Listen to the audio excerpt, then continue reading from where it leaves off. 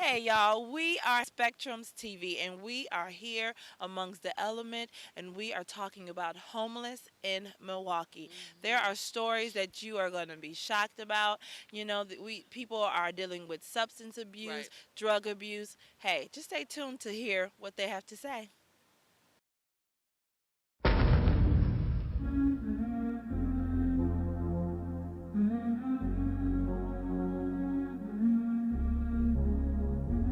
Hey, it's Aaliyah, Pandora, and Iberia Spectrum's talk show, and we are on the scene right now. And what you see behind us is a lot of homeless people getting all the help they need. They're getting food, they're getting clothes, they're getting washcloths, because most people don't even know that, of course, homeless people need to wash up. Where are they going to get towels from? Some guy just came and brought 100 towels out of the blue, and that was the one thing that they needed today. So God is definitely blessing this organization to put this together for these people to help them out. So you guys just watch along. This is something very deep.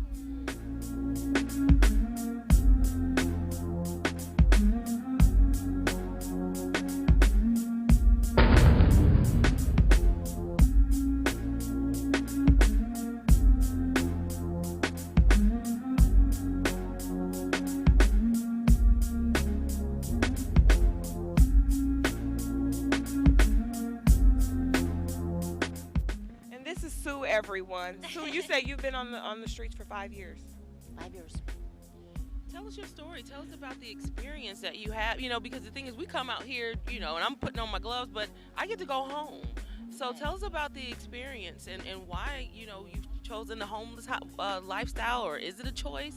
Well, at the time, I had no choice. Yes. I lost my house after my mother passed away, and after I thought I was gonna get the house, but then I found out that the bank owned it.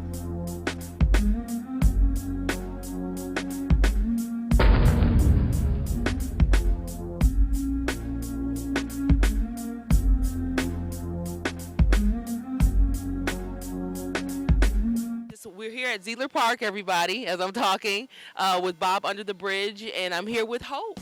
And so, what I want to do is just ask you, as Pandora was saying earlier, what's your story? I just moved here from another city. Right now it's kind of hard. I've tried 4 shelters. Most of them during the wintertime are mostly full. Now, by me being handicapped, it's even harder for me. And as far as housing is concerned, most of the time during the winter, the list is closed.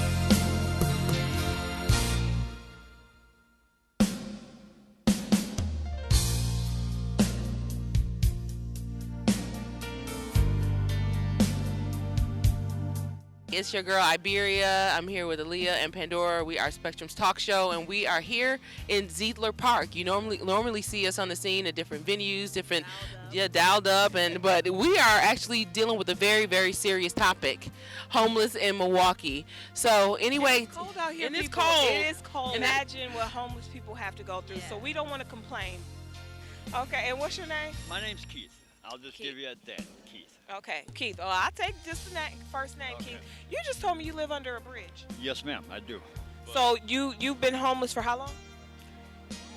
since I was 16, Oh, wow. How do you become homeless at 16? my mom died, and my family turned against me. I'm out here every day, you know, bumming around, looking for, cigarette butts and stuff like that. And,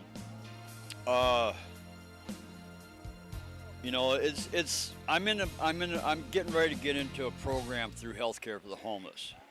It's just that it's taken me a little longer than I expected. With my hip, the arthritis, the severe arthritis, my hip and stuff like that, it hurts. Every morning when I wake up, I'm just like, oh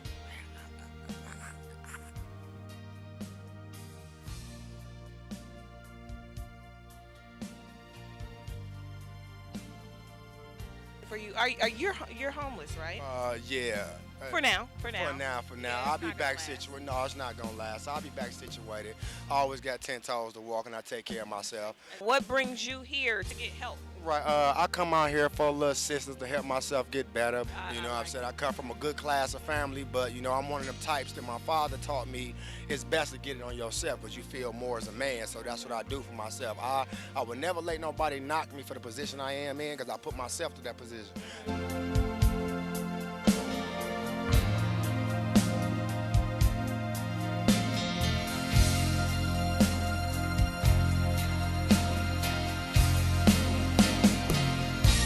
Hello, everyone. We are so delighted and blessed to share the story for homeless in Milwaukee. We are here with Mr. Bob under the bridge, and he is helping the homeless. First of all, tell us, how did you even start to help? And we know you told us earlier you started with the car. Yeah, it was basically started with an SUV and went out under the bridges and vacant warehouses and found the homeless people and found out what they needed, and it grew to be what it is now. Well, what was the passion behind that? Why did you decide? I mean, there's a need. I think God hit me over the head. Wow, I understand that. I used to volunteer at Cross Lutheran on 16th and Walnut. They have a bread and healing ministry, and primarily, I don't know. I honestly, one day I was driving home from there, and somebody told me I had to do something, and it was an outside force, and I can only say it was God. And so it took me a while to figure out what I really wanted to do, but I've always had a passion for homeless people. You know, they're real people. They're people just like you and I. Maybe been dealt the wrong hand at some point, but I'll be honest with you, these are my friends, and I love them all dearly, and that's why I'm here. Yeah, that's great, because when we walked up, you just immediately just said, give me a hug, right, and embraced us in. Tell us, I know, you said they're your friends. How do you really feel that I'm sure they've told you how they are thanking you and stuff like that, right? I don't look for anything out of this. It's not about me. It really isn't. Everything that we get is donated. Our funds are donated. Towels are donated. So this isn't about me at all. I'm the vehicle. That's all I am. The guy upstairs is the guy that takes care of us. And do I appreciate the thoughts and the thanks? Absolutely, because it makes my day. And every day I go home from here, I think, it's only one day out of the week, but maybe I just made them a little happier. How can people help Mr. Bob? Exactly. Well, our struggle is always finances and the goods that we need. When we give out a hygiene pack, that's about $5 a week per person. Today we had about 100 people here, I would suspect. So, that's a $500 bill that we spent this week. We get a lot of donations of hygiene, so that helps. We like to have the toiletry size, like the size that you get in a hotel. Yeah. Because it's a lot easier for them to carry that. Clothes is always a big thing. This time of year, it's long underwear, jackets, Yes. hoodies, warm stuff. That's really what we need. In the summer, it's a little bit lighter. We don't need to carry as much, but this time of year it gets tough. So where do we find you? Do we look for Right a here. truck? Oh, right. So people just come to the park and you're We come call or every Saturday. Okay. Okay, we're going to change the Saturdays now. I know today's Sunday, but we're going to Saturdays. And if you want to get a hold of me, you can either email me, mrbobutb@gmail.com, or my telephone number is 262-649-6657, or just take a look at our Facebook page. what's the Facebook page? Mr. Bob's Under the Bridge. Yeah. Mr. Bob's Under the Bridge, guys. Help out if you can, if you want, if you will, because they definitely need help with this. This is not like a 1 week thing or a 1 day thing. This is an ongoing thing. He's been doing this for years. When we were talking earlier, you said that when you first started this in your car, that you had to get the homeless to trust you. Oh, What does that mean? I guess the thing is as your cameraman walked around today, I did have some people come up to me and say, you can't do this and yada. Listen, they have very little trust for anybody because they're experts at survival, and part of survival is not trusting people. So it took me honestly about 2 years to really get where I could, I can ask them now, where'd you stay last night? And they'll tell me. They'll not say around. They'll tell me where they stayed because they know that I'm not sending anybody down to get them or anything like that. So they're a very unique society. They're real people. They're living a different life than you and I are. And when you get to know them, there's some really cool stories going on. Yeah, There really exactly. are. So yeah, it's amazing. What's one of the worst case scenarios that you witnessed being out here? Wow. Yeah, we had a lady about 2 years ago. Her name was Colleen, who we've seen her for 3 or 4 years. And quick story about her. One day, we were going over to the Holton Street Bridge, and we saw a body laying on the sidewalk, and it was about 90 degrees out. It was very, very hot. So of course we jumped out and ran over there right away, and it turned out to be Colleen, and she was a crack addict and an alcoholic. And we, got her up, got her some water, got her taken care of, actually cleaned her. We took all her clothes off and cleaned her top to bottom. And back then, we didn't have the facilities like with this truck and everything. We had these little wipes that were, about this big. So try doing a whole body with that.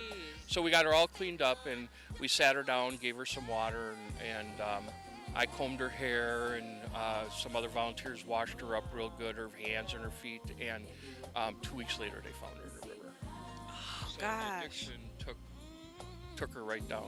Yeah. Because this is the second person you said they found in the river. Is 5 this year. so? Do they jump in the river? Do they fall in the? What? Near the river. We don't know. There's never the story is they're in the river. We don't know how they got there, why they got there, but they're in the river. But tell us what really goes on down in the deep trenches of being homeless. Well, I hate to say it and have it put on tape because there's a witness now.